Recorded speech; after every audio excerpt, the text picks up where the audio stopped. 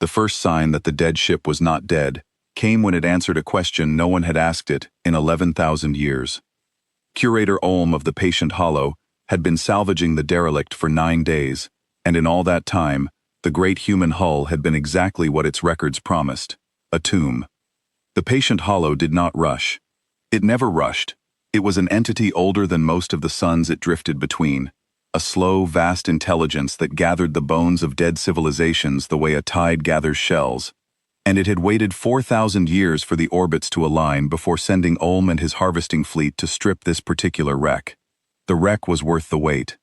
It was 8 kilometers of unknown alloy, scarred and silent, hanging in the dark between 3 burned-out stars, and not one scanner in the Patient Hollow's enormous memory could name what had built it. Olm floated his small probe mind through the dead ship's broken spine and recorded everything for the Hollow to digest later. The Patient Hollow did everything later. That was its whole nature. It had outlasted empires by simply being slower than their patience and more enduring than their fear. It did not fight. It did not need to. It waited, and the things that opposed it died of old age, and then it collected them. It had collected 11,000 years of the galaxy's dead, and it intended to collect this one too. The hull was human. The Hollow had a word for the species in the oldest layers of its memory, a faded entry from a war so ancient that the Hollow itself had only watched it from the edge, the way one watches weather on a far horizon. The humans had fought something, long ago, and lost, or so the entry said, and faded, and this ship was a relic of that fading, a warship that had drifted dead since before the Hollow had finished becoming what it was. 11,000 years. The number was nothing to the Patient Hollow. It was an afternoon. Olm moved deeper, and the deeper he went, the stranger the dead ship became. It was not laid out like a tomb. Tombs were emptied and abandoned, the things that died inside them left in a hurry, or did not leave at all. This ship had been closed, deliberately, from the inside. Every hatch he passed had been sealed by hand, not blown or breached, but locked and welded by someone who meant the seal to last, and the corridors beyond were clean, swept, ordered, as though the crew had tidied the ship before they died, the way a person makes a bed they will never sleep in again. Olm had stripped 10,000 wrecks. None of them had been tidy. The dead did not tidy. The dead fled, or fought, or simply stopped. This crew had done something else. This crew had prepared. He found other wrong details as he went, small ones, each by itself nothing, together a pattern that began to make his old slow mind uneasy. The ship's reactors were cold, but they were not broken. They were banked, shut down with the careful sequence of an engineer who intended them to be restarted. Every valve closed in order, every line drained, the whole great heart of the ship put gently to sleep rather than killed. The ammunition stores were full. A ship that had lost a war and drifted dead for 11,000 years should have been empty of its teeth, fired dry in some final battle. This ship's magazines were sealed and stacked and waiting, 11,000 years of weapons that had never been used, as though the war the records described had never actually been fought here at all. And in the long crew quarters, where Olm expected the scattered disorder of people who had died badly, he found instead rows of resting places, neat and deliberate, each one occupied, each occupant laid out with care. They had not died fighting. They had not died fleeing. They had lain down, on purpose, in order, and let themselves go. He paused, in his slow way, over the navigator's station, where a chart still hung in the dead displays, faintly readable, 11,000 years old. It showed the system of the 3 burned-out stars, and the long approaches to it, and a single colony world far off at the chart's edge, marked with a small, careful symbol that the Hollow's translation routine rendered, after a delay, as home. The chart was not a battle plan. It was a map of the thing the crew had been guarding, the place they had died to keep safe, kept in front of the navigator's station, so that the last thing the crew saw before the sleep would be the reason for it. Olm had stripped 10,000 wrecks, and never once found a crew that had kept the reason in front of them as they died.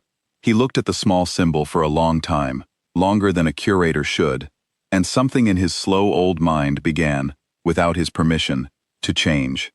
The colony at the chart's edge, Olm realized, was almost certainly gone now, 11,000 years gone, its people grown old and scattered and forgotten long before the Hollow ever drifted near. The crew of the dead ship had died to protect a world that had not needed protecting for 100 centuries, and yet the watch had stayed. The 4 ships had kept their stations in the dark for 11,000 years after the thing they were guarding had passed out of all memory, because the watch was not really about that one colony. The watch was about the principle of the thing, the standing promise that the dark would not be left undefended, that somewhere in it there would always be something patient and devoted, lying ready, no matter how many centuries passed with nothing to defend. It was a promise made to no one in particular, and everyone at once, and the crew had paid for it with their lives, and the ship had kept it long past the death of the reason, because a promise that is only kept while it is convenient was never really a promise at all.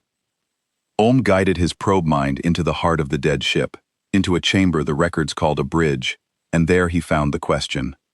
It was carved into the metal of the central console, not printed, not displayed, but cut by hand into the alloy, with what must have been enormous effort, deep grooves worn smooth by 11,000 years of nothing happening to them. The Hollow's translation routine read the human letters slowly, the way it did everything, and rendered them into meaning, and the meaning was a single line. "If you woke me," the line said, "then you already made the mistake. Ask the ship who won."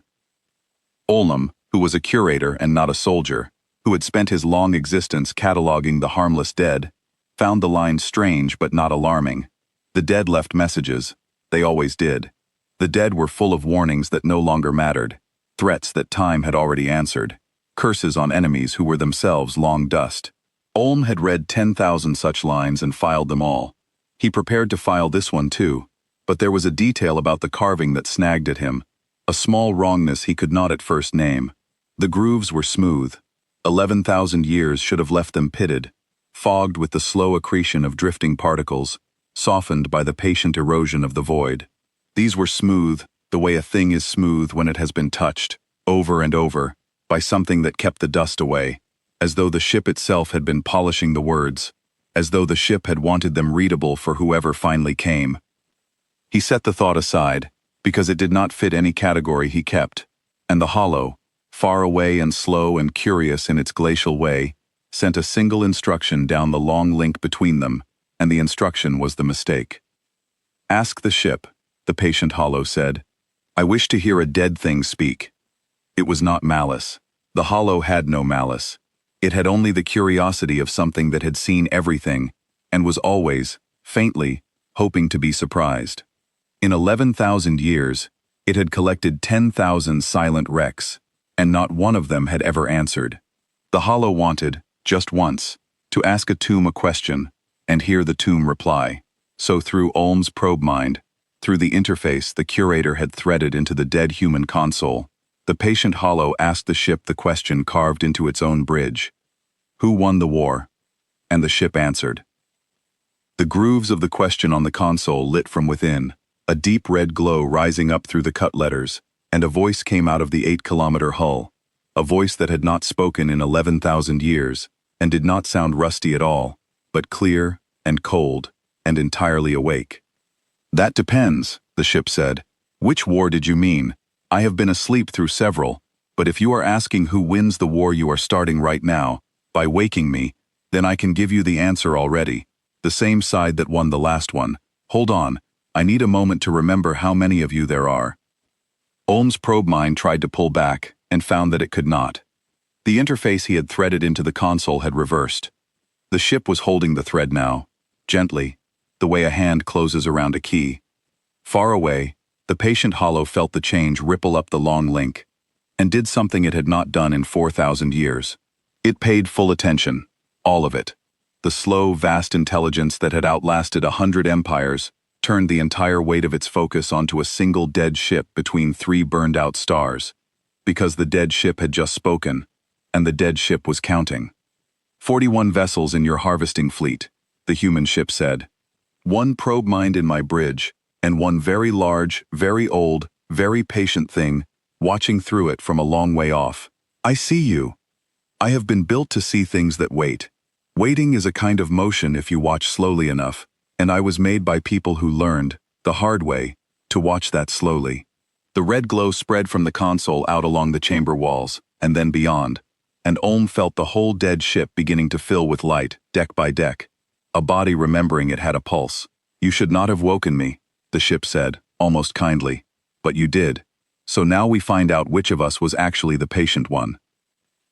Olm, trapped in the bridge of a ship that was no longer dead, sent one frantic thought back up the long link to the patient hollow, and the thought was the oldest fear in the galaxy, the fear the hollow had thought it had outlived 11,000 years ago. It was never a wreck, Olm sent. It was waiting. It outweighted us. And the human warship, 8 kilometers of scarred alloy coming awake all at once in the dark, spoke its name to the curator, and to the vast, slow thing watching through him, the name worn smooth into a plate above the bridge door, the name no scanner in the patient hollow's 11,000-year memory had ever been able to read. "My name," the ship said, "is the Long Patience. You waited 11,000 years to collect me. I waited 11,000 years for one of you to ask. Welcome aboard. The war you just started is already over. You simply have not finished losing it yet." Olm tried, in the moment after the ship spoke its name, to relay a warning to the rest of the harvesting fleet, to tell the 41 vessels to scatter, to run, to abandon the system before the thing that had woken finished waking. The thought formed and went nowhere. The Long Patience held the channel the way it held everything, gently, completely, and Olm understood that he was not being silenced so much as kept, the way a hand keeps a small frightened thing it does not wish to crush. The ship was not afraid of his warning. It simply did not need the fleet warned, because a warning would change nothing. There was no speed at which the harvesting vessels could flee that the watch had not already accounted for across 11,000 years of planning. The Long Patience let Olm try, and let him fail, and the failing was its own quiet lesson. There was no move left on the board that the dead crew had not seen coming 100 centuries before the game began. The patient hollow withdrew its harvesting fleet, and the Long Patience let it go, and that was the first thing that frightened Olm more than the waking had. The 41 vessels of the hollow pulled back from the 8-kilometer hull on the hollow's command, retreating to a safe distance among the 3 burned-out stars, and the human ship did nothing to stop them. It did not fire. It did not pursue. It simply let them draw away while it finished waking, deck by deck, the red glow spreading through it like warmth returning to a frozen limb, and Olm understood that the ship was not letting them escape. It was letting them watch. A thing that has waited 11,000 years is not in a hurry, and the Long Patience wanted the patient hollow to see exactly what it had woken before it began.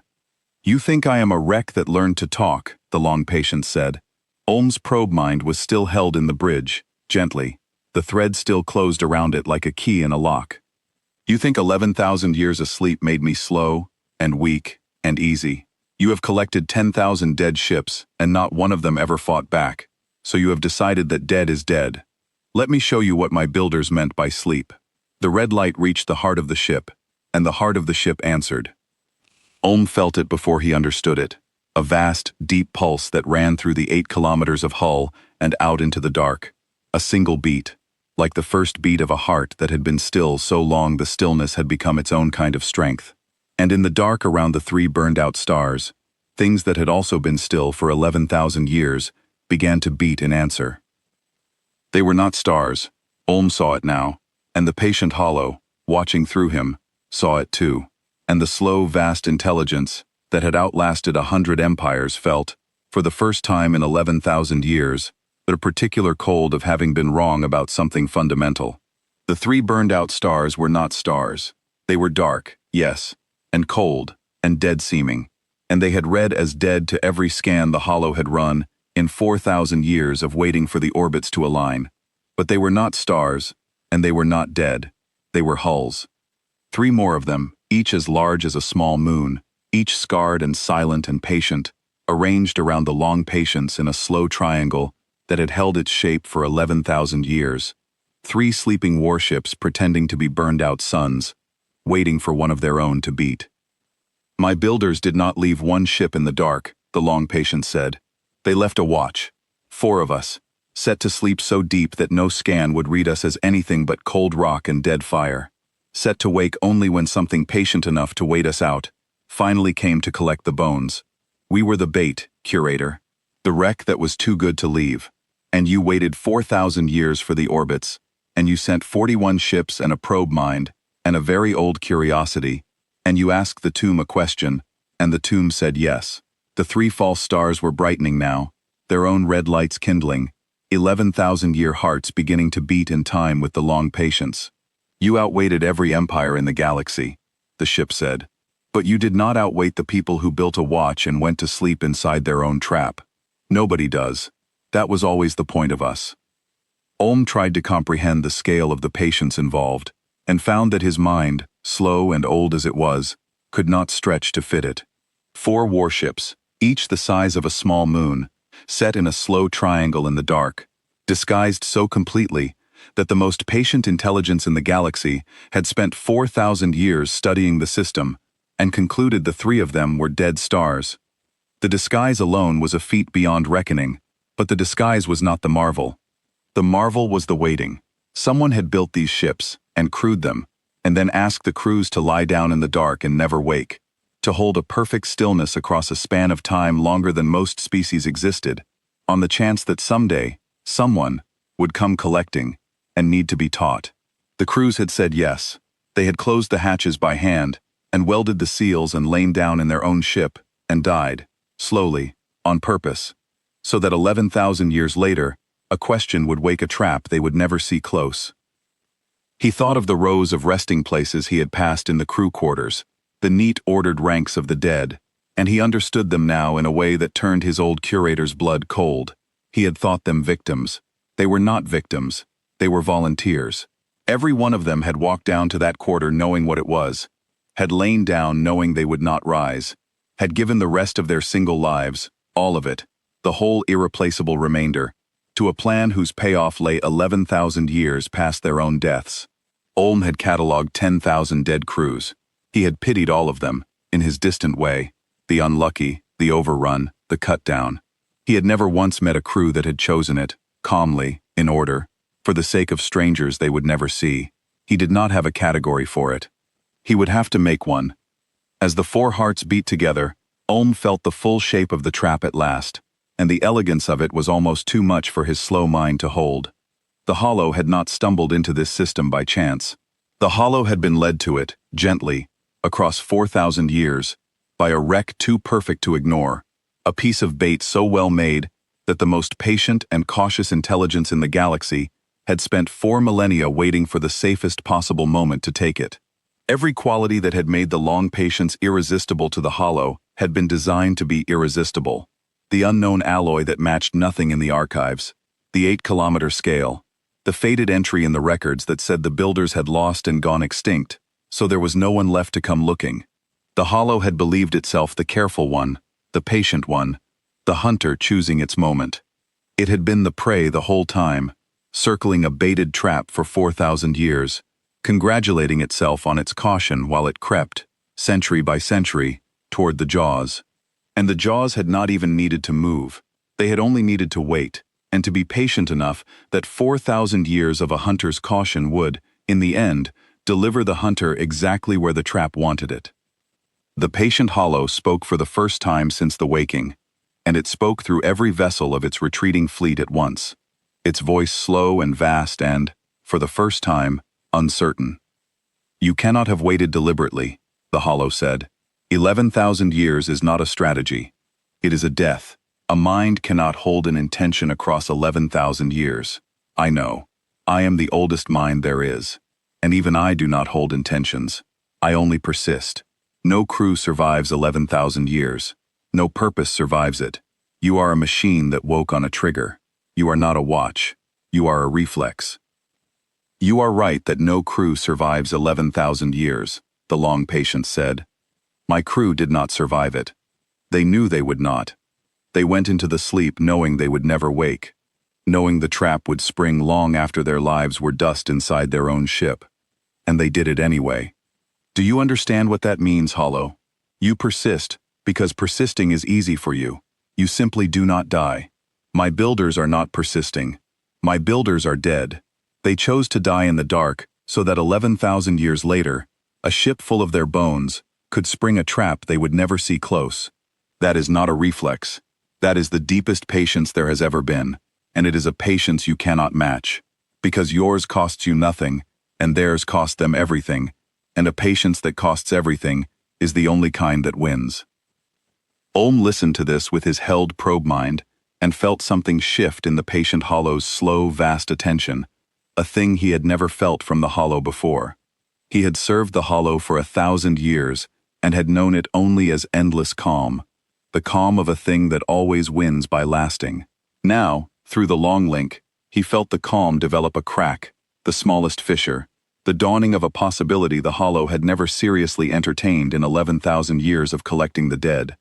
The possibility that it had finally met something more patient than itself. There were humans, the hollow said slowly, as if pulling the memory up from its oldest sediment. In the war, I watched from the far horizon. They lost.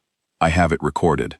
They were a small species, and a stubborn one, and a fleet came for them, and they faded. That is the entry. They lost. That is the entry you were meant to find, the long patient said. We let it be written. A species that fades is a species no one comes looking for.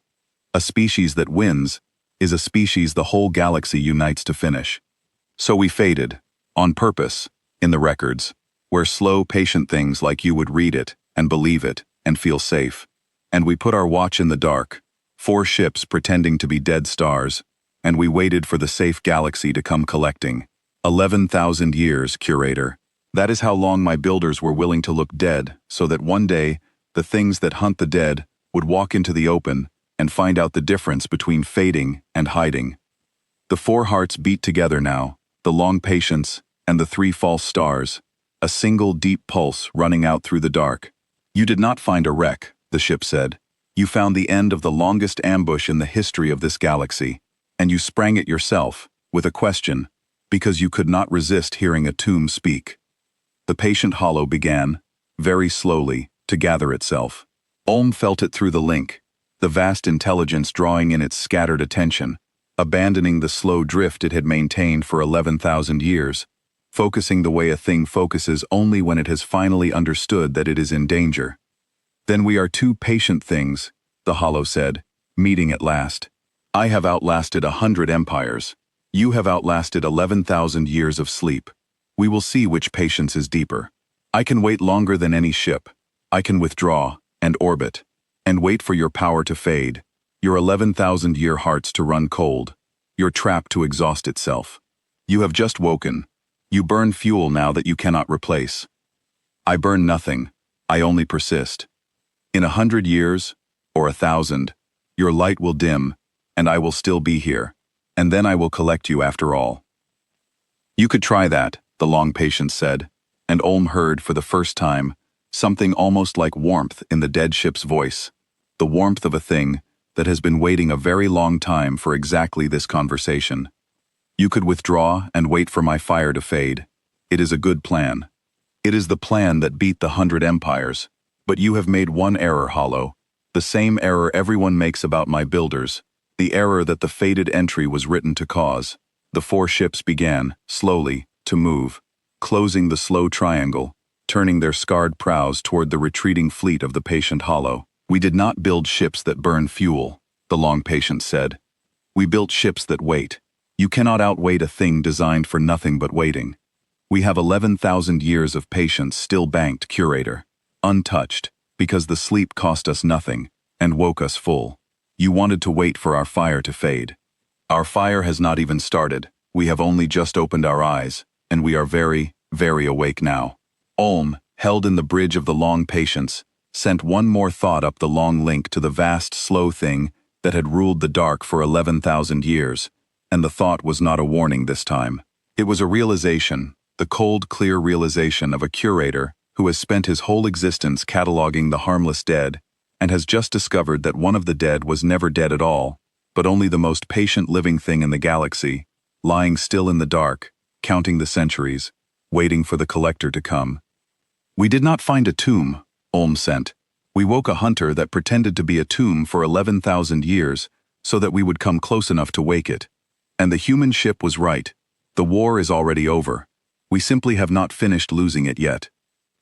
The patient hollow chose to wait, and the long patience chose to let it, and for 9 days, the dark between the 3 burned-out stars held the strangest war the galaxy had ever not seen.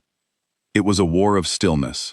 The Hollow withdrew its 41 vessels to the edge of the system and held them there, motionless, conserving every scrap of power, doing the one thing it had always done to win. It waited. It would wait 100 years if it had to. It would wait 1,000. It had outlasted empires that could have crushed it in an afternoon, simply by being there after they were gone, and it believed, in its slow, vast certainty, that no fire could burn forever, and that the 4 human ships would dim, and that patience was a contest only the deathless could win. The 4 human ships did not dim. Ulm, still held in the bridge of the long patience, watched the standoff from inside the thing the Hollow was trying to outlast, and he understood the flaw in the Hollow's plan more clearly with each passing day. The Hollow waited by persisting. It spent nothing because it never moved, never burned, never lived. But the long patience, and its 3 sleeping sisters, waited the same way, only better, because they had been built for exactly this. They did not burn fuel holding station. They did not run reactors to stay awake. They had been designed by people who understood that the deepest patience must cost nothing to maintain, or it is not patience but merely delay. The 4 ships sat in the dark and waited, and lost nothing. And the contest the Hollow had entered, the contest of who could wait the longest, spending the least, was a contest the humans had spent 11,000 years preparing to win. "You are wondering why I have not attacked you," the long patient said to Ulm on the 3rd day. The ship spoke to him often now, not as a captor to a prisoner, but almost as a companion, as though after 11,000 years of silence, it simply wanted someone to talk to. "I could end your fleet in an hour. You have seen what I am. But I am not in a hurry, curator. And there is a thing I want your Hollow to understand before this is finished, and it cannot understand it through fear. So I wait. I let it try its strategy. I let it spend its certainty. That is the cruelest thing I can do to a thing that has only ever won by waiting. I can wait better." "It will not break," Ulm said, though even as he said it he felt the doubt moving in him. "You do not know the Hollow. It has watched empires rise and fall like tides. It does not feel the time pass. 100 years is a season to it. It will outlast you." "Everyone says that about the thing they serve," the long patience answered, not unkindly. "I have heard it before, from the mouths of 100 conquered things, in the last hours before they understood. The thing you serve does feel the time pass, curator. It has simply never had a reason to notice until now. Time is invisible to a winner. It becomes very visible the moment winning stops being certain. Watch. The Hollow has spent 11,000 years never once wondering what hour it was. By the end of this, it will be counting the seconds, and the counting will be the proof that it has already lost. Because a thing that counts the seconds has admitted, somewhere it cannot reach, that the seconds matter, that they are running, that there is an end it is rushing toward. The deathless do not count.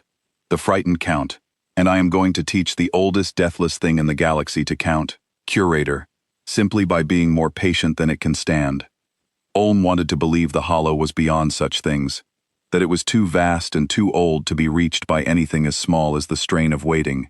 But he had served it for 1,000 years, and he knew, in the part of himself that knew the Hollow best, that the ship was describing something real, something he had already begun to feel through the long link, the first faint tremor of a mind discovering, after 11,000 years, that it was not as patient as it had always believed. That night, if the word night meant anything in the dark between false stars, Ulm did a thing he had never done in 1,000 years of service. He looked, deliberately and honestly, at the long record of the Hollow's collecting, the catalog he himself had helped to fill, world after world, fleet after fleet, the bones of 100 proud civilizations gathered and stripped and filed. He had always seen the catalog as an achievement, the proof of the Hollow's supremacy, the evidence that nothing outlasted it. Now, with the faces of the dead crew fresh in his mind, he saw the catalog differently. Every entry in it was a thing that had ended, and the Hollow had not ended any of them. It had merely been there afterward, to collect. It had never made anything. It had never saved anything. It had never loved anything.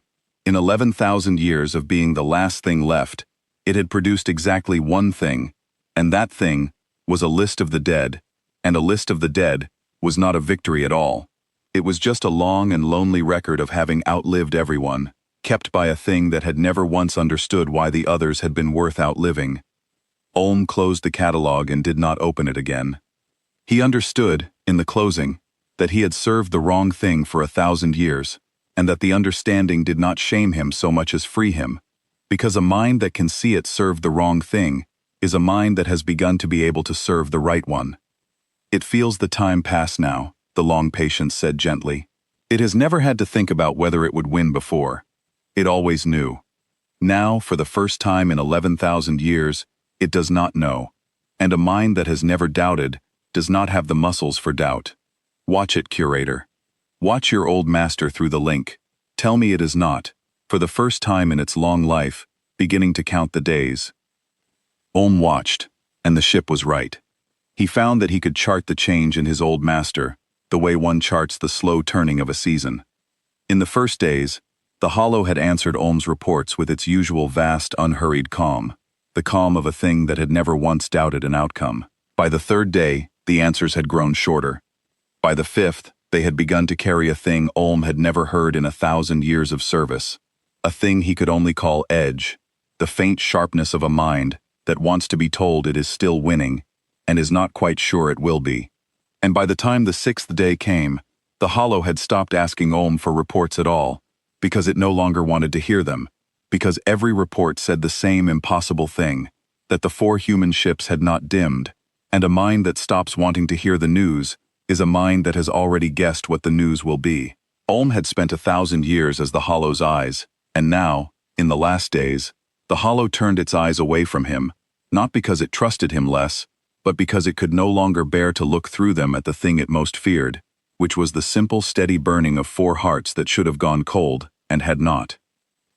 Ulm understood, watching this, that he was witnessing something no one had ever witnessed, the interior collapse of a thing that had never collapsed, the slow private unmaking of a certainty 11,000 years deep.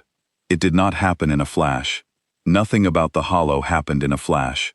It happened the way a great slow tide goes out, so gradually that no single moment was the turning, and yet, looked at across days, the water was simply gone, and the thing that had ruled the dark, since before the suns was discovering, one quiet hour at a time, that it had a bottom after all, and that it had finally been made to touch it. The patient Hollow had never counted days. It persisted. Counting was for things that feared running out. But across the 9 days of the standoff, Ulm felt a change ripple slowly up the long link, a change so foreign to the Hollow that it took Ulm days to recognize it. The Hollow was waiting differently, where its waiting had always been a vast, serene blankness, the calm of a thing with infinite time. Now there was a thin thread of attention woven through it, a watchfulness, a checking. The Hollow was watching the 4 human ships for the first sign of dimming. It was hoping. And a thing that has begun to hope has, without knowing it, begun to fear, because hope is only fear of the other outcome. On the 4th day, the Hollow tried to talk its way free, and the trying told Ulm more than any scan could have.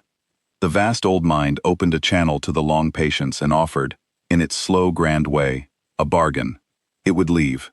It would carry word of the human's survival to no one. It would give the 4 ships the whole of the dark to wait in, undisturbed, if only they would let its fleet withdraw. It framed the offer as generosity, as the wisdom of an elder declining a pointless fight. But Ulm, woven into the Hollow's mind across 1,000 years of service, heard underneath the grandeur, the thing the Hollow could not admit even to itself. It was afraid. The offer was not generosity.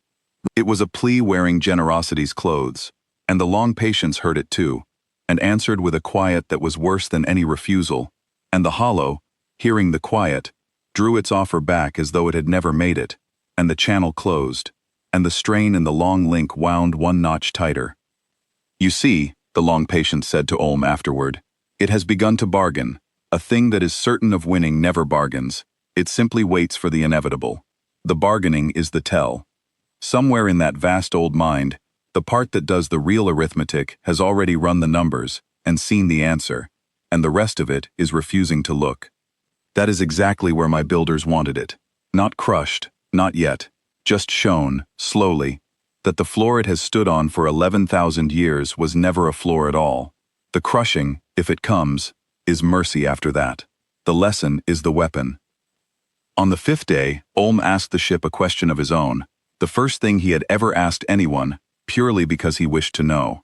He asked the long patience whether it had been awake, in some way, through the 11,000 years, whether the sleep had felt like time, or like nothing, or like a single long-held breath. And the ship had been quiet a while, and then it had told him that the sleep had not been nothing, that some thin thread of it had stayed awake the whole long while, the part that polished the carved words and kept the dust from the grooves, and counted, slowly, the turning of the false stars. It had not been lonely, the ship said, because it had carried the crew with it, every recorded face, every voice, every last conversation, all of it preserved in the part of itself that never slept. It had spent 11,000 years in the company of its dead, keeping them, and waiting, and it had not minded the wait, because the waiting was the keeping, and the keeping was love, and a thing that is doing the work of love does not count the cost of it. Ulm had no reply to that. He filed it instead, in the new category he had begun to build, the one he did not yet have a name for. That same day, Ulm dared to ask the thing that had been growing in him since the waking, the question that no servant of the Hollow had ever been permitted to ask. He asked the long patience why it had not simply destroyed the harvesting fleet the instant it woke. It had the power. He had felt the power. 41 ships were nothing to a thing that could break the Hollow's weapon without effort. Why the 9 days? Why the slow drift, the conversation, the careful teaching of a lesson to an enemy who could have been dust in an hour? The ship considered the question the way it considered everything, without hurry, and when it answered, Ulm understood that he had touched the center of what the long patience was. Because killing the fleet would have taught nothing, the ship said. I could have ended 41 vessels in the first minute, and the Hollow would have withdrawn the rest of itself into the dark, and gone on collecting the dead forever, having learned only that this one system was dangerous. It would have avoided the system and kept its habit, and in 1,000 years it would have woken another watch somewhere else, and that watch might not have had the patience to do anything but kill. My builders did not make me to win battles, curator. Anyone can win a battle. They made me to end a habit, and you do not end a habit by destroying the one who has it. You end a habit by making its owner understand, all the way down, why it must stop. That takes time. That takes patience. That takes 9 days when 1 minute would do. The minute would have been a victory. The 9 days are a cure. My builders were not interested in victories. They had had enough of victories. They wanted, just once, to fix something, so that no one would ever have to win that particular battle again. So they built a ship, patient enough to teach, instead of kill, and they pointed it at the dark, and they went to sleep. I am keeping their patience, curator, not their guns.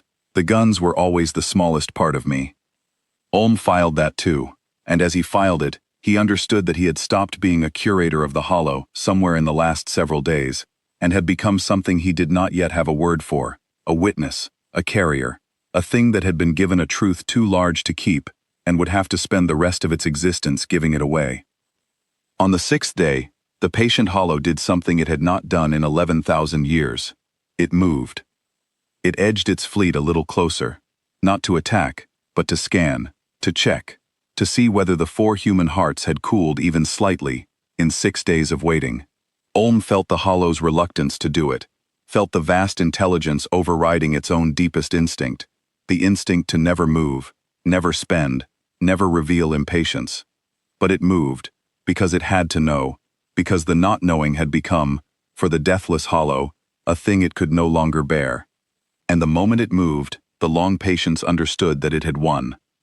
There, the ship said softly. It blinked. 11,000 years. And a being that has outlasted 100 empires just blinked, because it could not stand not knowing for 1 more day. Do you see, curator? Do you see what I have done to it? I have not fired a shot. I have simply been more patient than the most patient thing in the galaxy, and the strain of being outweighted has cracked a mind that empires could not crack. That is the war my builders designed. Not a war of guns, a war of who needs the answer first. And we never need the answer. We are the answer. The Hollow's scan returned, and the answer it returned broke something in the vast, slow mind that Ulm had served for 1,000 years. The 4 human ships had not dimmed. They had not cooled. They burned exactly as they had on the first day, 4 11,000-year hearts beating steady in the dark, with no sign of fading, no sign of spending, no sign of the exhaustion the Hollow had staked its entire strategy on. And worse, far worse, the scan showed something the Hollow had not let itself look for. The 4 ships had been, very slowly, across the 9 days, drifting closer. Not lunging, not charging, drifting, a few meters an hour, so slow that no alarm had registered it, so patient that it had hidden inside the Hollow's own stillness. Until now, the 4 human ships sat near enough that there was no longer any distance left for the Hollow to retreat into. Olm thought, in those 9 days, more than he had thought in 1,000 years. He had been a curator his whole existence, a gatherer of the finished, a keeper of endings. He had believed, in the slow, incurious way of a servant of the Hollow, that the universe was a thing that ran down, that everything ended, that the only winners were the ones who lasted long enough to collect what the losers left behind. The Hollow had taught him that, by example, across the centuries, persistence is the only victory. Outlast everything and inherit the dark. And now he sat inside a ship that had upended the whole philosophy, a ship whose builders had proven that there was a thing stronger than persistence, a thing the Hollow could not do and had never even imagined. And Olm found the old certainty cracking in him, the way it was cracking in his master, and he was not sorry to feel it go. He had spent 1,000 years collecting endings, he thought, now, that he would rather spend whatever was left collecting the other thing, the thing he had just learned existed, the thing that did not end. On the 7th day, the patient Hollow did the thing Olm had been dreading, and the long patience had been waiting for. Cornered in its own mind by the arithmetic it could no longer refuse to see, the Hollow stopped waiting and struck. It was not a small strike. The Hollow had spent 11,000 years being patient, precisely because it had never needed to be anything else. But it was not toothless. A thing does not outlast 100 empires without the means to defend itself. The 41 vessels of the harvesting fleet turned as one, and from their hulls came a weapon Olm had never seen the Hollow use, because in 1,000 years of service, he had never seen the Hollow threatened. The dark between the false stars filled with a slow gray light, a creeping field that the Hollow poured at the 4 human ships, a thing that did not burn or blast but unmade, the same patient entropy the Hollow used to reduce the wrecks it collected, accelerated and aimed.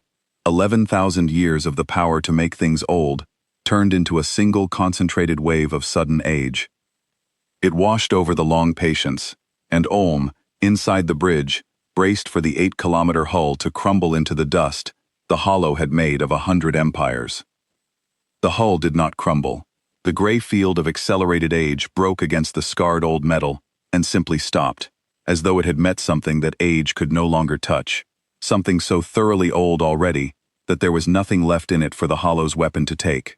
The long patience had drifted in the dark for 11,000 years.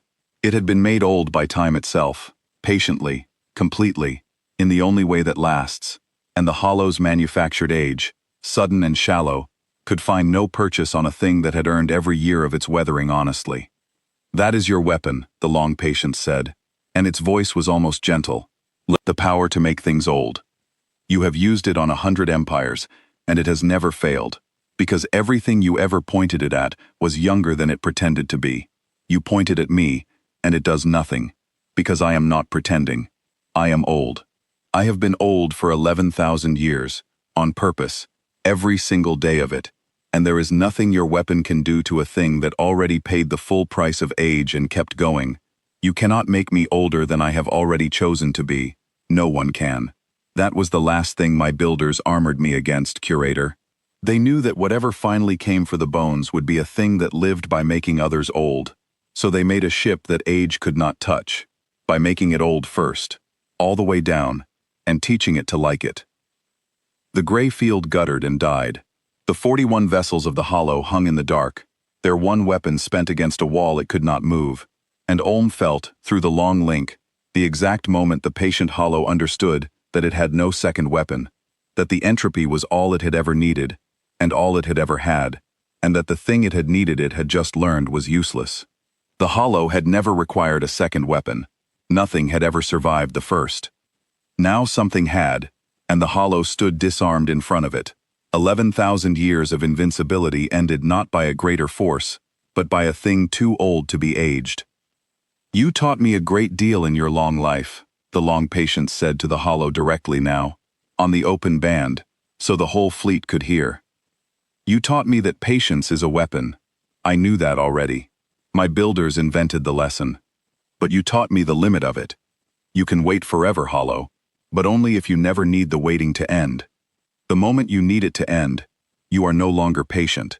You are only delaying, and you needed this to end. You have needed it since the third day. I felt you begin to need it. And while you were needing it, I was drifting closer, a few meters an hour, spending nothing, needing nothing, because I do not need this to end. I have been waiting 11,000 years. I could wait 11,000 more. That is the difference between us, and it is the only difference that ever mattered." The patient hollow gathered its fleet to flee, and found that it could not, because the 4 human ships had been drifting into exactly the positions that would close every path, slowly, patiently, across 9 days, while the hollow watched the wrong thing. The slow, vast intelligence that had outlasted 100 empires turned its full attention, at last, on its own situation, and saw that it had been outweighted so completely that the trap had closed without a single shot, without a single sudden move, without anything the hollow could have pointed to and called an attack. It had simply been beaten by a deeper patience, and it had helped, by blinking first. "Now," the long patience said, and the 4 hearts beat as one, "now you understand what my builders were. Now you understand what faded in your records, and what really happened in the dark. Now, curator, your old master knows the thing it most needed to know, and it could only learn it by losing, the way the proud always do." The red light of the 4 ships brightened, and the dark between the 3 burned-out stars that had never been stars filled with the glow of a watch, 11,000 years awake. "You came to collect the bones of a dead species," the ship said. "But the species was never dead.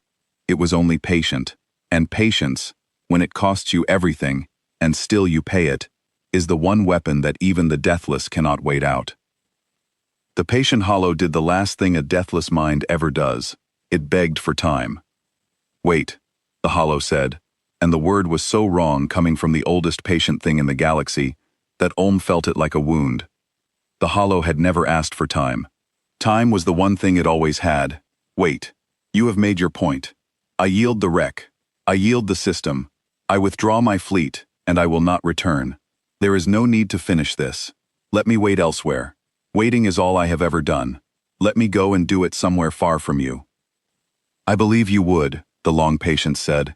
"You would withdraw, and wait, and in 1,000 years, when the memory of this had thinned, you would come collecting again, because that is what you are, and a thing cannot choose to stop being what it is by being frightened for an afternoon. You collect the dead. You will always collect the dead, and as long as you do, you will keep finding ships like me, and waking them, because you cannot resist the bones, and each time you will tell yourself, this one is truly dead, and each time you might be wrong. I cannot let you carry that habit forward, not because I hate you, I do not, but because the next watch you find may not have a captain patient enough to teach you the lesson kindly. They may simply end you. I would rather not leave you to that, so I am going to do something else."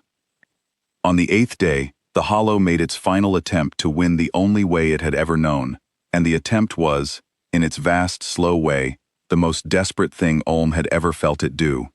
It tried to outlast the watch by ceasing to be a fleet at all. The 41 vessels began to shut themselves down, one by one, dropping their reactors, going cold, going dark, going still, until the harvesting fleet was no longer a fleet of active ships, but a cluster of dead-seeming hulls, indistinguishable, the hollow hoped, from the very wrecks it spent its existence collecting. It was a clever move, and an old one. The hollow had survived more than one threat across the centuries, simply by going so still and so cold that whatever hunted it concluded it was already dead and moved on. It would lie in the dark, spending nothing, being nothing, for 100 years or 1,000, until the 4 human ships grew bored or careless or distracted, and then it would wake and slip away. It did not work, and the not working taught Olm the last thing he needed to understand about the difference between the 2 patient things. The hollow could go still, but going still was, for the hollow, a strategy, a thing it did in order to achieve an end. And a strategy has a goal, and a goal is a kind of need, and need is the one thing the long patience could always feel. The 4 human ships did not move. They did not scan harder or press closer. They simply waited, exactly as they had been waiting, because to them, the hollow going cold changed nothing at all. They had not been waiting for the hollow to be active. They had been waiting for the hollow to understand, and a cold, dead-seeming hollow that was secretly counting the years until it could escape, understood nothing. It had only hidden, and hiding from a thing that does not need you to do anything is not escape. It is just a smaller cage inside the larger one. After a time, a long time, the hollow's hulls warmed again, one by one, the strategy abandoned, and Ulm felt, through the link, the precise moment the oldest mind in the galaxy accepted, that there was no posture it could take, no stillness it could assume, no patience it could outlast, because the thing across from it did not want anything it could withhold. The long patience wanted only for the hollow to stop, and stopping was the one move the hollow could make that would end the waiting, and it was the one move the hollow could not bring itself to make, and so the waiting would simply go on, forever, until it did. The 4 human ships moved, at last, all at once, and the slowness was gone. After 9 days of drifting meters an hour, after 11,000 years of stillness, the long patience and its 3 sisters crossed the remaining distance to the hollow's fleet, in the time it took Ulm to form a single thought, and the dark between the false stars became, briefly, the inside of a furnace. Ulm braced his probe mind for the unmaking of the fleet he had served for 1,000 years. It did not come. The 4 human ships did not destroy the 41 vessels of the hollow. They surrounded them, encircled them, 4 moon-sized hulls forming a cage of patience around the gathered fleet, and the red light of the 4 hearts reached out and touched the hollow's vessels, not with fire, but with something gentler and far more total. "I am not going to kill you," the long patience said. "Killing a thing that cannot die is a contradiction, and I dislike contradictions. I am going to do the one thing that a patient species learns to do to an enemy, that will simply come back if you let it leave. I am going to wait with you. All 4 of us. We are going to stay here, in this system, around your fleet, awake and patient, and needing nothing, for as long as you persist. You wanted to outlast my fire, you will get your wish. We will be here when your 100 years have passed, and your 1,000, and your 10,000. We will be the thing you cannot wait out, sitting in your sky, forever. 4 11,000-year hearts that never dim. You will not collect another wreck. You will not wake another watch. You will only persist, and we will persist with you. And that is the cage. The cage is not a wall. The cage is company you cannot lose." Ulm understood, slowly, the perfect cruelty and the perfect mercy of it. The patient hollow could not be killed. It could only be persisted. So the humans would persist harder. They would not end the hollow's life, because it had no life to end. They would end its solitude, the solitude that had let it drift and collect, and wake the dead for 11,000 years without consequence. They would sit in its sky forever, 4 sleepless watchers, and the hollow, which had always won by being the last thing left, would never again be the last thing left, because the long patience would always be there, awake, watching, needing nothing, waiting it out. Ulm watched the cage close around the fleet he had served for 1,000 years, and he waited to feel grief, or loyalty, or the pull of the old allegiance. He felt none of it. He felt, instead, a strange, clean relief, the relief of a thing set down that he had not known he was carrying. For 1,000 years he had been a hand of the hollow, a gatherer of endings, and he had told himself it was simply what he was, simply the work, neither good nor bad, only old.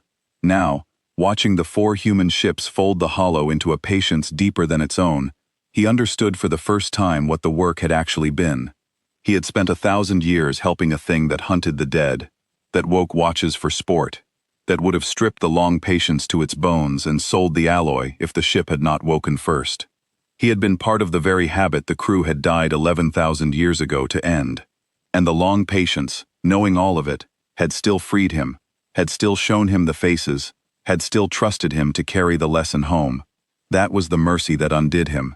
Not that he had been spared, that he had been forgiven, and then given a purpose better than the one he had lost. It was, Ulm thought, the only punishment that could touch a thing like the Hollow. You could not threaten it with death. It had none to lose. You could not threaten it with pain. It felt none. The single thing the Hollow had, the thing it had built its whole vast existence around, was the certainty of being the last, the final inheritor, the one that outlasts. And the long patience had taken that, gently, completely, and forever. Not by killing the Hollow, but by refusing to let it ever again be alone in the dark. The Hollow would persist, as it always had, but it would persist watched, companioned, outweighted, the second most patient thing in a system where the most patient thing would never leave. For a being whose entire identity was lastness, it was a sentence beyond any execution.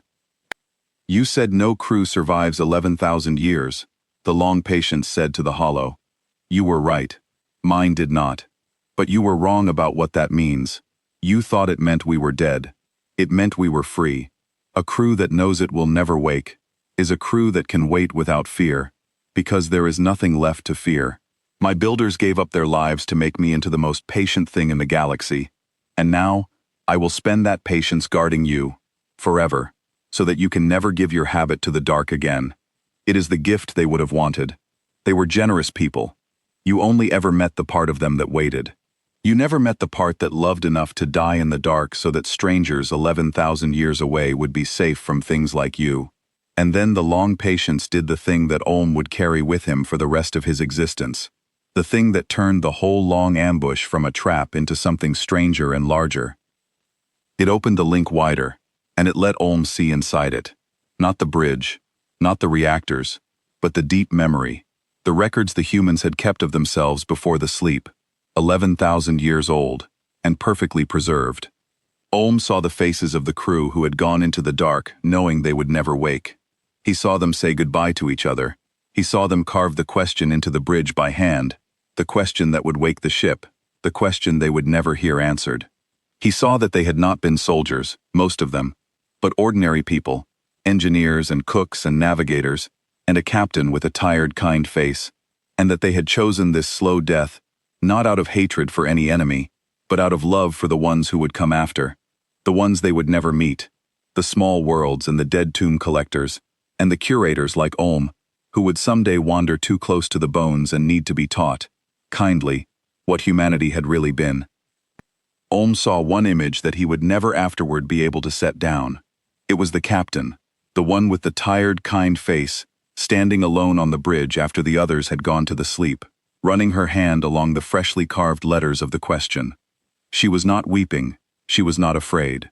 She had the look of a person finishing a long and difficult task well, the quiet satisfaction of someone who has done a hard thing for a good reason and is at peace with the cost.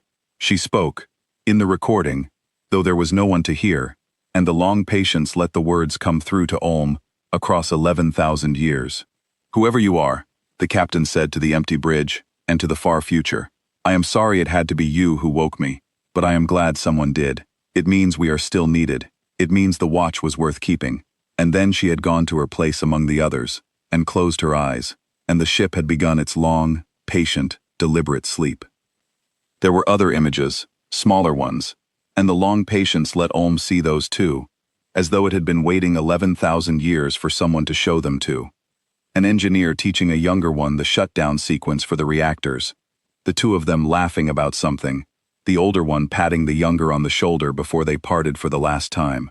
A cook leaving the galley spotless, every surface wiped, because, he said to no one, you do not leave a kitchen dirty for the next crew, even if the next crew is 11,000 years away, and will never cook a thing. A navigator standing a long while at a viewport, looking at a star that had families on its worlds, families she had never met and was about to die for, and saying nothing at all, just looking, fixing it in her mind, the thing she was paying for. Ulm understood that the long patience had kept all of this, every small human moment, across the whole 11,000 years, not as data, but as company, and that the keeping was the truest expression of what its builders had been. They had not built a weapon that happened to remember its crew. They had built love a body, and pointed it at the future, and gone to sleep inside it. I am showing you this, the long patience said to Ulm, Because you are the only mind here that can choose. The hollow cannot. It is a thing of habit and persistence. But you, curator, you have 1,000 years, and a probe mind, and a question of your own now. So I am giving you the same thing your hollow took 11,000 years to learn the hard way. I am giving it to you freely, so you do not have to lose to receive it. The faces of the dead crew lingered in Olm's mind, kind and tired and unafraid.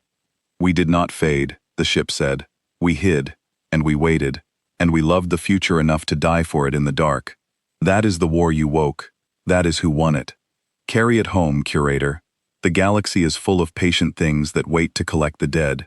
Let it be a little fuller of patient things that wait to protect the living. Olm took the faces and the question and the long memory into his probe mind, and held them, and felt the thread that had held him in the bridge for 9 days finally open, releasing him, letting him go. You are not my prisoner, the long patient said. You never were. You were my chance to make this mean something. Go home, curator. The hollow stays. We stay with it. But you can leave, and tell what you saw, and that telling is the only part of this that can change anything. A war nobody understands is just a graveyard. Make it a lesson instead. And Olm, freed, turned his small probe mind toward the long dark road home, carrying in his memory the faces of people who had been dead for 11,000 years, and had still, somehow, just saved his life. Olm carried the long memory home across 40 years of slow dark travel, and in all that time he did only one thing.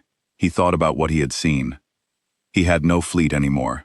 He had left the 41 vessels of the patient hollow caged in the system of the false stars, surrounded forever by 4 sleepless human hearts, and he had taken only his small probe mind out into the dark, the way a single surviving witness has carried a hard truth home in every war that ever mattered. He drifted alone through the void with the faces of 11,000-year dead strangers held in his memory, and he turned the whole impossible event over and over, trying to file it, and finding, again and again, that it would not file, because it did not fit any category he had ever curated. The hollow had been certain it would win. It had outlasted 100 empires. It had collected the bones of every civilization proud enough to think it could not die. And it had lost not to a greater fleet or a stronger weapon, but to a deeper patience, the patience of people who had loved the future enough to die slowly in the dark, so that strangers would be safe. Olm had spent 1,000 years believing that the hollow's way was the only true power, the power of the thing that simply does not end. Now he understood that there was a power greater than not ending, and it was the power of choosing to end, on purpose, for someone you would never meet. The 40 years of travel changed Olm in a way that nothing in his 1,000 previous years had. He had always been a passive thing, a tool of the hollow, a hand that gathered. Now, for the first time, he was alone, and the aloneness was not empty but full of the faces, full of the captain's quiet words, full of a purpose that was his own, and not the hollow's. He had been given something to carry, and the carrying gave him a shape he had never had. He understood, slowly, across the long dark, that this was what the long patience had done for him.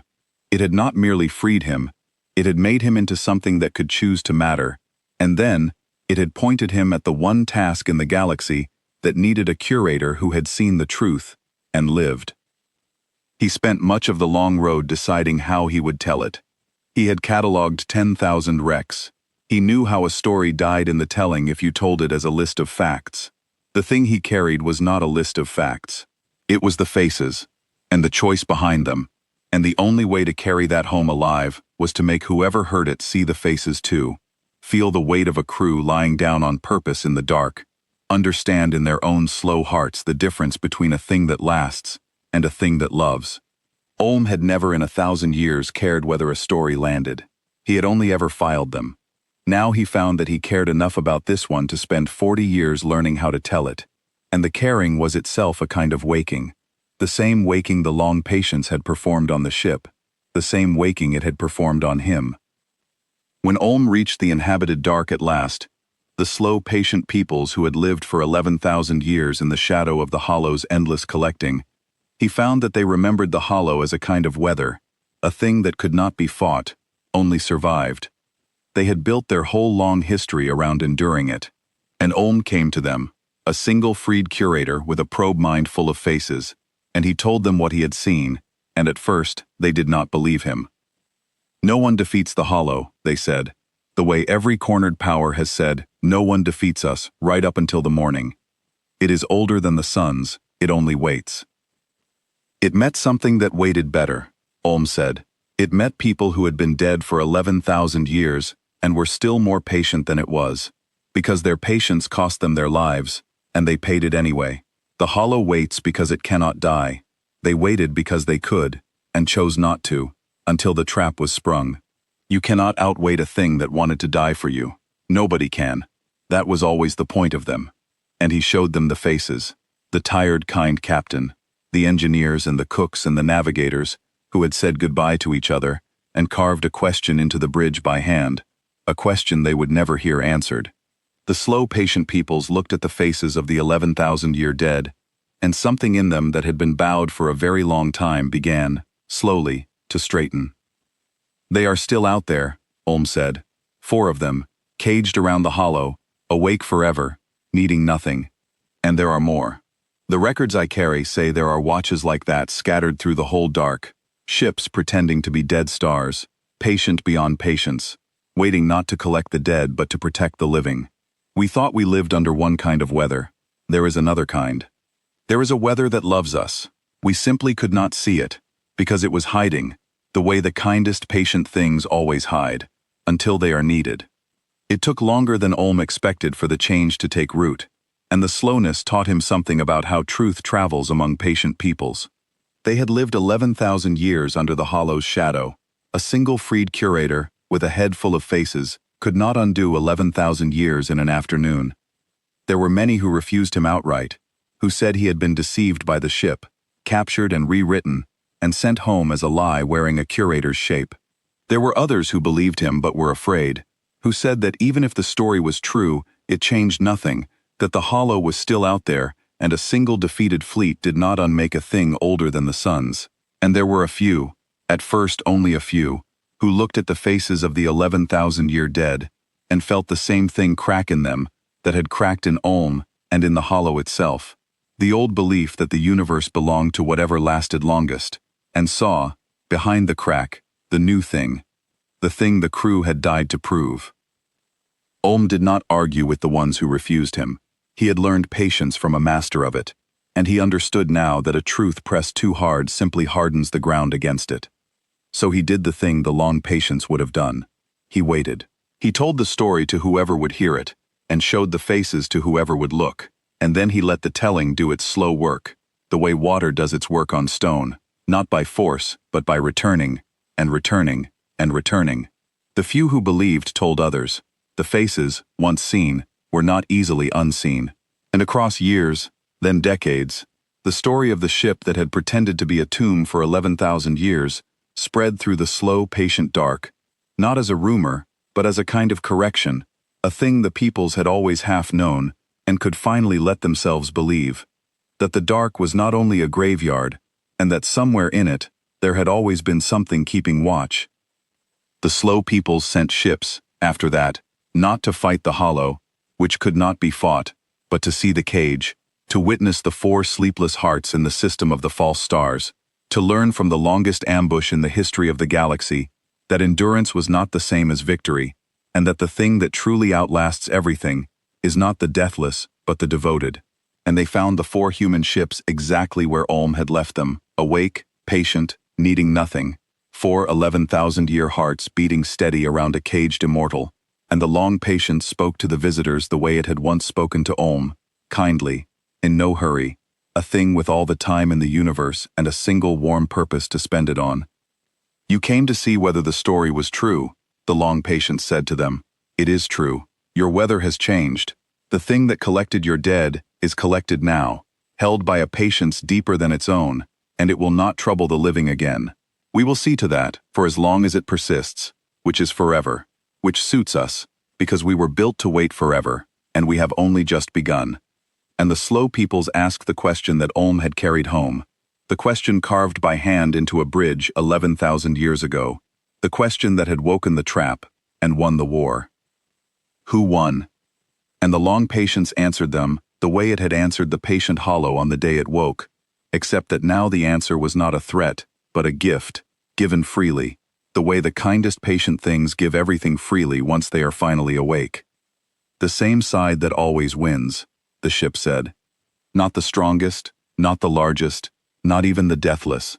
The patient, the devoted, the ones willing to die slowly in the dark so that strangers 11,000 years away can stand in the light and ask who won. We won. You won. The future won. The future those tired, kind people loved enough to never see. That is who won the war. It was decided 11,000 years ago, in the dark, by people who chose to die for you, and the hollow only found out the answer when it asked a tomb a question, and the tomb said yes. Olm stayed, in the end. He had no fleet, and no master, and no place left in the slow collecting life he had once led. But he found he did not want one. He took a station in the system of the false stars, a single curator at the edge of the longest ambush ever sprung, and he kept the records, not of the dead this time, but of the watch, the 4 sleepless hearts and the caged immortal, and the lesson the whole galaxy was slowly coming to learn. He had spent 1,000 years cataloging things that had ended. He spent the rest of his existence cataloging the one thing that would not, the patience that loved, the warship that had pretended to be a tomb for 11,000 years, so that one day it could teach the deathless the meaning of the word it had never known. The word was sacrifice. The hollow had persisted. It had never sacrificed. It had outlasted everything by spending nothing, and so it had never understood the thing that beat it, the patience that costs everything and pays it anyway. Olm understood now. He had seen the faces, and he made sure, for the rest of his long existence, that no one who came to the system of the false stars left without seeing them too. The tired, kind captain, and the cooks, and the engineers, the 11,000-year dead, who had won a war they never saw and would never see, who had drifted as bones inside a ship that was never a wreck, waiting, patient beyond patience, for the day a collector of the dead would come too close and learn too late the difference between a tomb and a trap, between fading and hiding, between a thing that merely lasts forever and a thing that chose to die so that others could live. Sometimes, in the long, quiet years of his keeping, Olm would speak to the long patience, and the ship would answer, in no hurry, glad of the company after 11,000 years of silence. He asked it once whether it ever grew tired of the watch, whether forever was a burden even to a thing built for it. And the long patience had been quiet a while, the way it was quiet before it said something true, and then it had answered that no, it did not grow tired, because tiredness was a thing that came from wanting to be somewhere else, and there was nowhere else it wanted to be. Its builders had given it one purpose, to protect the living from the things that hunt the dead, and it was fulfilling that purpose. And a thing that is fulfilling its purpose does not grow tired of it any more than a star grows tired of shining. The watch was not a burden. The watch was the whole point. The crew had died to make the watch possible, and the ship would keep it for as long as the dark lasted. And that, the long patience said, was not a sentence. It was a gift, given, and received, and given again, forever, the way the best things are. He asked it, another time, whether it was sorry to have spent 11,000 years waiting for a fight that lasted 9 days. And the ship had laughed, if a thing like the long patience could laugh, a low, warm pulse along the link, and told Olm that he had it backward. The 11,000 years were not the cost of the 9 days. The 9 days were the cost of the 11,000 years. The waiting was the work. The waiting was the watch standing. The threat held off. The dark made safe by the simple fact of something patient and devoted, lying in it, ready. The fight at the end was just the one moment when the watch had to prove itself. And a watch that has to prove itself only once in 11,000 years is a watch that has done its job almost perfectly, because for 11,000 years minus 9 days, nothing had dared come at all. Olm filed that too. It was, he thought, the truest thing the ship ever told him, and the hardest for a creature of endings to understand, that the long quiet was not the absence of the story. The long quiet was the story. The keeping was the whole of it. As the years of his keeping lengthened into centuries, Olm noticed a thing happening in the slow, patient dark that he had not foreseen, and that the long patience, when he mentioned it, said it had hoped for from the very first. The peoples were changing, not quickly, Nothing among the patient ones happened quickly, but the story of the watch had begun to do to the living what the watch itself had been built to do for them, and worlds that had spent 11,000 years hunkered under the hollow's shadow, expecting only endings, began, slowly, to lift their heads. Some of them began to build watches of their own, small ones at first, ships set in the dark to guard the approaches to their worlds, crewed by volunteers who understood that the keeping was the point. They were not as patient as the 4 hulls in the system of the false stars. Nothing was, nothing could be, but they were a beginning, and a beginning was more than the dark had held in 11,000 years. Ulm understood that this was the true victory, larger than the caging of the hollow, larger even than the saving of the 41 vessels he had once served. The crew of the Long Patience had not died to win one battle, in one system, 11,000 years after their own deaths. They had died to plant a thing in the dark, a single proof that devotion outlasts persistence, and the proof had finally been seen, and the seeing was spreading, and a galaxy that had believed it belonged to whatever lasted longest was learning, world by patient world, that it belonged instead to whatever loved hardest. That was a thing no fleet could have won, and no weapon could have taken. It could only be planted, and waited for, and the crew had planted it and waited 11,000 years, and now, at last, it was growing. In the last years of his existence, Ulm came to understand the new category he had been building since the day the dead ship spoke, and he gave it a name. He had spent 1,000 years with one category for ships like this, and the category was Rex, and it meant things that had ended and could be collected. The new category held only the 4 hulls in the system of the false stars and the scattered watches the records spoke of, and Ulm named it the patient ones, and the definition he wrote for it was short. A patient one, he wrote, is a thing that chose to look dead so that the living could stay alive. It is not collected. It does the collecting, in its own time, of the only thing worth collecting, which is the safety of strangers it will never meet. Do not strip it, do not wake it for sport. If you find one, leave the bones alone, and be glad, and go quietly home, and tell the others that the dark is not only full of things that hunt, it is also full of things that love. When Ulm at last came to the end of his own long existence, far more years gone than he had thought a curator could hold, he asked the Long Patience for one final thing. He asked that when he was gone, the ship would keep his records, the new ones, the ones about the patient ones, the way it had kept the faces of its own crew. He did not want to be collected. He did not want to be filed. He wanted only to be kept, the way a thing is kept that mattered to someone, and he had spent the last centuries of his life making sure the records would matter. The Long Patience had answered, in no hurry, that it would, that a thing which spends its existence keeping the memory of the devoted is itself a kind of watch, and that Ulm had stood his, and that he had earned his place among the kept. And Ulm, who had begun his long life as a hand of a thing that hunted the dead, ended it as one of the remembered, his records folded into the deep memory of a warship that would carry them, with the faces of its crew, for as long as the dark lasted. That, in the end, was the largest thing the Long Patience taught the galaxy, larger than the caging of the hollow, larger than the watches the peoples built, larger even than the lesson carved into the bridge. It taught that nothing worth keeping is ever truly lost, so long as something patient and devoted chooses to keep it. The hollow had collected the dead and learned nothing from them. The Long Patience kept its dead and was made, by the keeping, into the most patient and loving thing in the galaxy. The difference between collecting and keeping was the difference between the two of them, and it was the whole of the war, and the war had been won 11,000 years before it was fought, by people who chose to be kept rather than to last. Far out in the dark of the false stars, the Long Patience kept its watch, and its 3 sisters with it, 4 scarred hulls awake at last after 11,000 years, and the caged hollow persisted in their company, and would persist forever. And that was the war, and that was who won it, and the answer was carved by hand into a bridge no enemy would ever read again, smooth and deep and patient as the dead who had cut it. Ask the ship who won, the ship had answered, and the whole slow patient dark, for the first time in 11,000 years, finally believed it.